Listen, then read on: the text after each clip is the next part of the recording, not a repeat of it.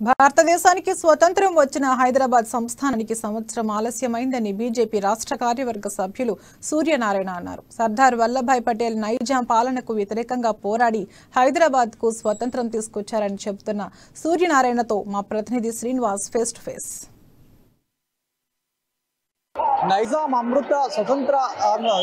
విముక్త అమృతోత్సవ కమిటీ ఆధ్వర్యంలో అయితే నగరంలో పెద్ద ఎత్తున అయితే ర్యాలీ వాక్ అనే యూనిటీ ర్యాలీని తీసిన నేపథ్యం కనిపిస్తుంది. చాలా పెద్ద మొత్తంలో అయితే నగరంలో సందడి నెలకొంది. ఇక్కడ మనతో పాటు మాట్లాడడానికి అంటే ఏదైతే ర్యాలీలోనో పెద్ద మొత్తంలో అయితే అందరూ భాగస్వాములైన నేపథ్యం కనిపిస్తుంది. వివిధ కాలేజీలకు సంబంధించిన విద్యా సంస్థలు కానివ్వండి, విద్యార్థులు కానివ్వండి, ఇక్కడ స్వచ్ఛందంగా అయితే పెద్ద మొత్తంలో అయితే పార్టిసిపేట్ చేసిన పరిస్థితి కనిపిస్తుంది. మనతో పాటు మాట్లాడడానికి బీజేపీ రాష్ట్ర కార్యవర్గ సభ్యులు దర్పల్ సూర్యనారాయణ గారు ఉన్నారు. మాట్లాడే ప్రయత్నం చేద్దాం.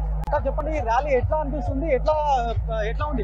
1947 15 ఆగస్టు రోజు భారతదేశానికి స్వతంత్రం వచ్చిన అప్పటి తెలంగాణలో ఆంధ్ర రాష్ట్రంలో నిజాం ప్రభుత్వము పరిపాలన చేస్తూ ఉంది. నేను భారతదేశంలో నా ప్రభుత్వాన్ని నిజాం ప్రభుత్వాన్ని విలీనం చేయను, అవసరం అనుకుంటే స్వతంత్రంగానో లేదా పాకిస్తాన్లను బంగ్లాదేశ్లో కలుపుతాని ఆయన పట్టుబట్టినప్పుడు అప్పటి ఉక్కు మనిషి హోంమంత్రి సర్దార్ వల్లభాయ్ పటేల్ తన సైన్యంతో హైదరాబాద్కు రావడం జరిగింది.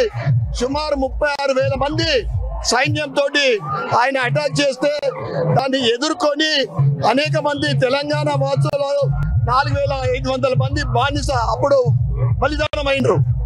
దానికి నిజాం సైన్యం సరిపోకుంటే రజాకార్ల సైన్యాన్ని తయారు చేసి ప్రజల పైన మరియు భారతదేశ సోల్జర్స్ పైన అటాక్ చేస్తే అప్పుడు 13 సెప్టెంబర్ 1948 రోజున పోలో యాక్షన్ తీసుకొని అప్పుడు సర్దార్ వల్లభాయ్ పటేల్ ఏదైతే నేను తల వంచ అన్నాడు, సర్దార్ వల్లభాయ్ పటేల్ 17 సెప్టెంబర్ 1948 తల వంచాల్సింది వచ్చింది.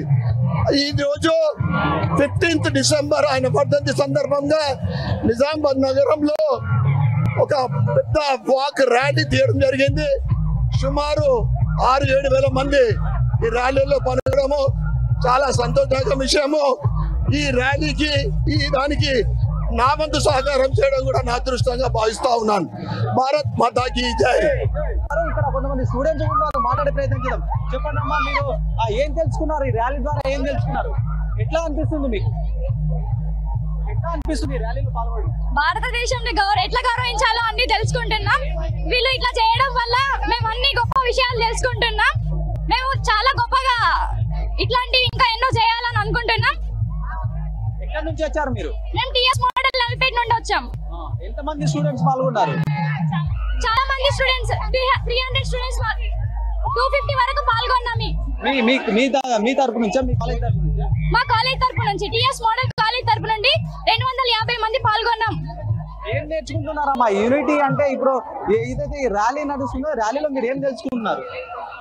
ఇప్పుడు వాళ్ళు కన్న కళల్ని మేము కూడా నిజం చేయాలని ఆ సంకల్పంతో మేము ఇక్కడ వచ్చి ఇక్కడ పాల్గొన్నాం. ఇలా ఇది ఎక్కడ చూసినా కూడా విద్యార్థులు ఒక స్ఫూర్తి నింపే ప్రయత్నం అయితే ఈ ర్యాలీ ద్వారా అయితే చేకూరుతుందని చెప్పి కూడా వ్యక్తం చేస్తున్న ఎప్పుడైతే స్వతంత్రం అనంతరం కూడా ఇట్లాంటి సిచ్యువేషన్స్ అందరికీ అంటే స్వతంత్రం అనంతరం కూడా జరిగిన పరిణామాలు ఏవైతే ఉన్నాయో ఈ పరిణామాలు నిజ చరిత్ర కూడా అందరికీ తెలవాలనే ఉద్దేశంతో ఈ వాక్ అనే యూనిటీ పేరుతో అయితే ఈ ర్యాలీని నిర్వహించిన పరిస్థితి కనిపిస్తుంది.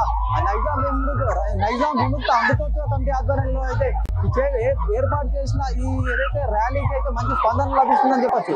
కెమెరామెన్ భాస్కర్తో శ్రీనివాస్, అమ్మా న్యూస్, నిజాం.